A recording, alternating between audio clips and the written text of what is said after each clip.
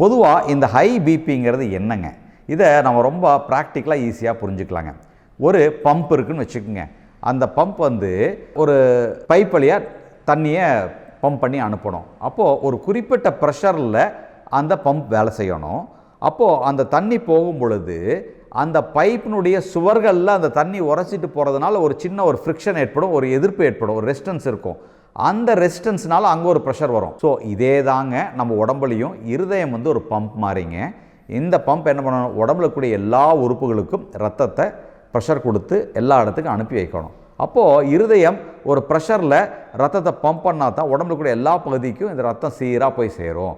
அப்போது இந்த குழாய்கள்ங்கிறது வேறு ஒன்றும் இல்லை, இந்த பைப்புங்கிறது வேறு ஒன்றும் இல்லை, இந்த ரத்த குழாய்கள்.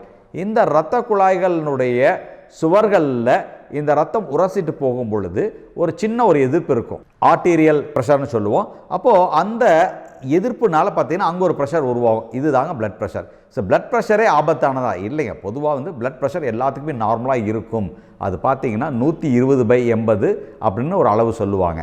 சரி, இது வந்து ஒரு ப்ளஸ் ஆர் மைனஸ் ஒரு 10 மில்லிமீட்டர் மெர்க்குரி இருக்கலாங்கிறது தான் பார்த்தீங்கன்னா மருத்துவ ரீதியாக நாங்கள் சொல்லக்கூடிய விஷயம். ஆனால் இந்த ப்ரெஷரானது அதிகமானால் ஒரு லெவலுக்கு மேலே போகும் பொழுது உயர் ரத்த அழுத்தம், சிஸ்டமிக் ஹைப்பர்டென்ஷன் சொல்லுவாங்க.